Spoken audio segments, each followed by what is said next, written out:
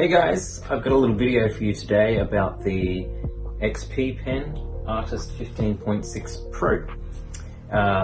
They were kind enough to actually send me this product to give it a go, have a try, see what I thought, and let you guys know.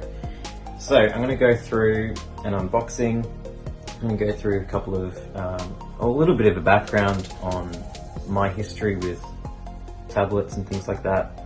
And then we're going to get into doing some artwork and see how it goes. So first of all, foremost, I will say the last time I used a tablet display like this, it was the Wacom Cintiq 21UX, and I bought that in 2011, I think, for $3,500. It's huge. It's much bigger than this, and it's also thick and heavy with a lot of cables. So that thing is really old and it just gathers dust. So after I stopped using that, I moved on to the iPad Pro. Now I've been using that for about 3 years now or something. And I'm very happy with that. So I'm definitely not leaving the iPad, but I was very keen to try out something else. I think it's very important as artists to not just be stuck to one tool set. It's important to just try other things sometimes, just to see what you like. And yeah, so that's why I wanted to try this out. So first and foremost, it is 15.6 inches, so it is quite small in terms, well, compared to what I previously used to. But it's bigger than an iPad, so that's a plus for me. I'll just bring this a bit closer if you can see that.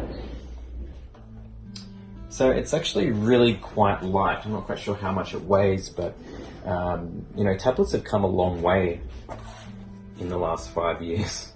While I haven't been using them, they've gotten better. I believe XP Pen is quite a fairly new company that is making these tablets and these pen displays for a more affordable price, which is something that is very desirable to artists like myself, who we don't have like a bucket ton of money to just spend on the latest Wacoms, may I say.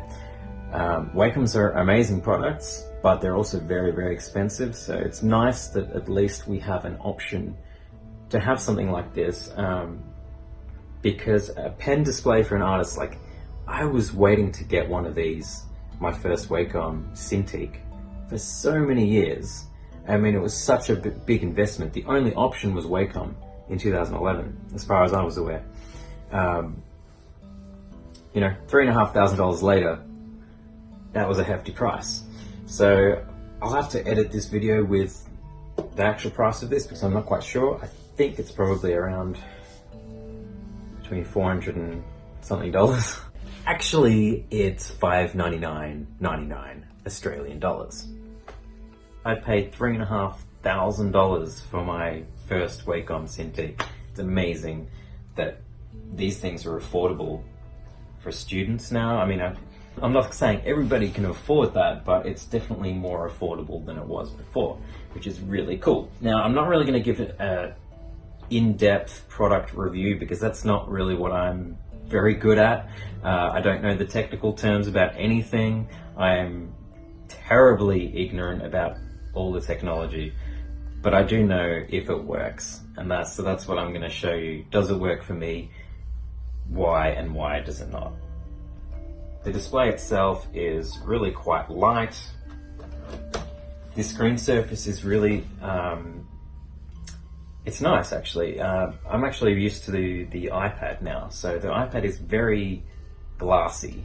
It's a very hard glassy surface, and that's the one thing that I really don't like about the iPad, because using it so often for long periods of time can get really quite annoying, I suppose, because it's just so hard and unnatural.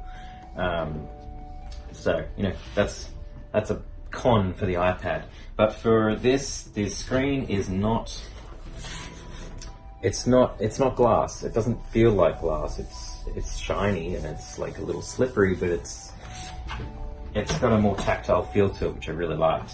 So that was cool. Unfortunately, the cables that it came with, which I don't have handy on me, it plugs in via USB, but then I couldn't plug it into my iMac because my iMac does not have a USB cable, and it has like some like Thunderbolt thing, and if I'm going to use this on my iMac, I need an adapter of sorts. And like I said before, I don't really know much of anything, so I can't even tell you what adapter to get. I'm going to have to do some research myself to make sure that I can get the right adapter to make it work on here. Luckily, I had a Windows laptop handy that I could use this product with, so just keep that in mind if you have an iMac. The XP Pen does actually come with a HDMI to mini display port so that you can use it on your older iMacs. Unfortunately, all of the newer iMacs from at least 2017 onwards, maybe 2016 onwards, all of the new iMacs do not have a mini display port. They have USB-C. So what you need is a HDMI to USB-C adapter. And that's what I'm going to have to go and get. So it's great that they do include this, but it will only work for the older iMacs with a mini display port, which is not going to work for me. Now it comes with a stand, which is this. So you just pop it out like that, click it out. That took me a little while to figure out, believe it or not. Unfortunately, it's just one angle. There's one tilt, that's it. So that's a little bit disappointing because, you know, everybody's different. Everybody likes different kind of ways of drawing. So that's a little disappointing, but I found it okay. You just have to kind of adjust to it. If you really want, you could probably put a little book underneath here. Not exactly ideal, but it could work.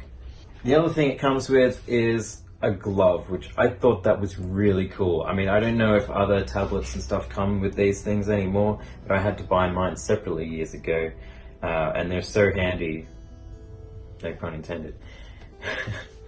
They're just really good to be able to not have, like, if you get sweaty palms or whatever, and you're going to get stuck to the surface, and that just like, if you want to try and do nice, smooth lines, you're going to need one of these gloves.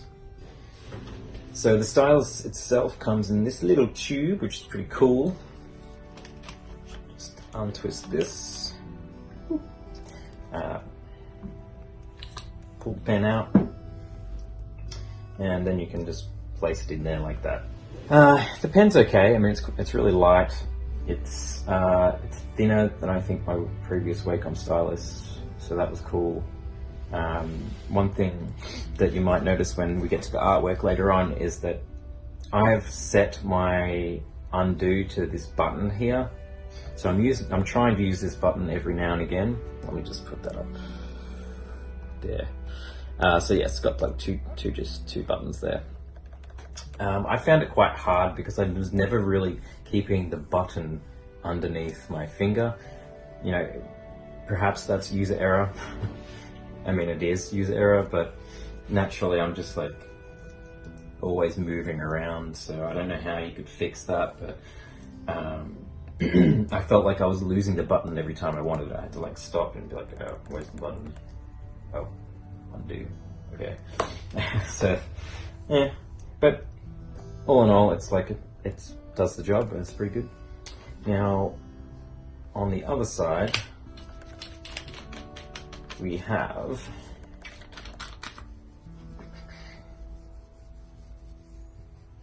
nibs. I'm a bit confused about how this works. I actually have no idea how this works at all.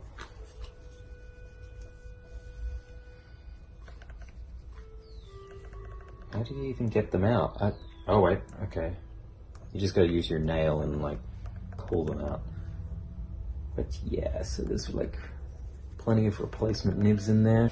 I found the design of this actually pretty stupid, to be honest, because I'm an extremely clumsy person, and well, you can't see, but it's a little bit wobbly, like just to have it like so easy to knock over, and then it's round, so it's kind of like a roll away and everything. So that was kind of annoying.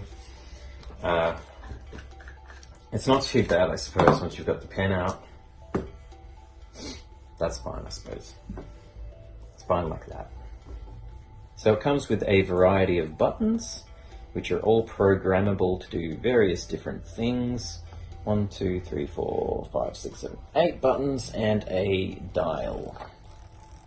So that's pretty cool. I programmed them for a variety of different things. I think I had this with zooming in and out, panning around. I'm trying to remember now. Oh yes, this one was switch between brush and eraser. And then the top 2 buttons were brush, enlarge and brush, and decrease size brush. So that's kind of what I had. I didn't really bother with the buttons down the bottom just yet. That just brings me on to another thing. Like, I haven't actually done any digital artwork on a computer, on a desktop, in Photoshop or in Clip Studio Paint or any other software apart from the iPad and Procreate for years. So it was quite a big learning curve just to try and produce some work in an environment that I'm not used to. A lot of it came naturally because I've been using Photoshop to do artwork for my entire career, so 10, 12 years I was using Photoshop. So there's a lot of things I still remembered, but there was also a lot of things that had changed, so that kind of slowed me down a little bit, and it was a little hard to get into. And of course the button mapping on the product, all that sort of stuff, you really just have to stick with it, and eventually the more artwork you do with this product and in Photoshop and with your button mapping, it'll become memorized in your brain. It'll just become second nature. I'm not quite at that point yet, but I've only done one artwork. So by the end of that artwork, I kind of did to get into the groove of it. I knew where all my features and my buttons were, so it started to work out for me. So let's get into the artwork.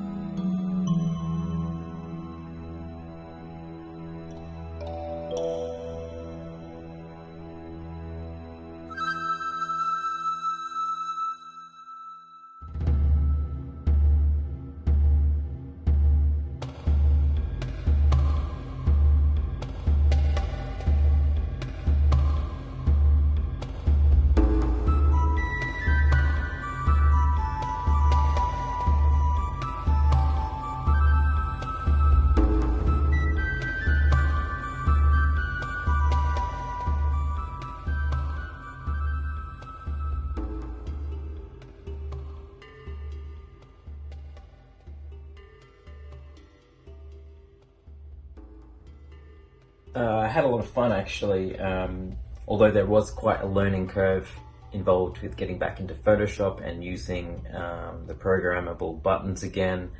I did eventually kind of get into a groove, and I'm quite happy with the artwork that I produced. So hope you guys liked it as well. And for my final thoughts, I'm probably missing a lot of, technical details. If you're interested in this product, I recommend doing another search and going to find another video that's like much more in-depth about the specifics.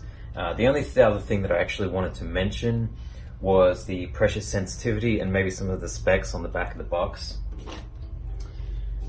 So with the pressure sensitivity, I didn't really notice anything bad about it whatsoever. So whether it's good or not from a technical standpoint, I don't really know. I can't really remember what my previous Wacom Cintiq had, or even what the iPad and Apple Pencil have. I don't actually know. But what I do know is that using this product, I felt like it was just fine. Like I didn't really think, oh wow, I need more pressure or anything like that. So it didn't really come into my thought process personally. It does say here that it has 8,192 levels of pressure sensitivity. So there you go, take that for what it's worth. The screen size is 1920 by 1080 pixels. So, it's okay. It's pretty good. It's not like 4K or anything, but it'll do the job. There's plenty of other things that you can look into if that's your thing. But yeah, so I think if you're in a limited budget, you can't afford a more expensive tablet, I think this should definitely be an option for you. I can't vouch for how they work in the long run. I've only had it for a couple of weeks and I haven't used it that much. And one should hope that it lasts quite a number of years, but who knows? Maybe I'll do another video in a few years and we'll see if it still holds up. But until then, I'm probably going to dabble on it here and then. In closing comment, for me personally, it's not going to replace my iPad. My iPad is just a superior product in general. It's faster. I don't particularly like working in Photoshop anymore. I've been using Procreate for like 2 or 3 years for my professional work, and I use it because I love it, because it's like there is so many things it does better than Photoshop and than desktop software. Having said that though, if that's not an option for you and you really want to work on the desktop and you don't have a lot of money, I think this is a very good, very solid option. It works great. You saw the artwork that I made with it. I didn't really have any particular troubles apart from the learning curve, which is something that you can get very used to. The more repetition you do, the more you use this product, the more you draw with it, it's just going to come second nature.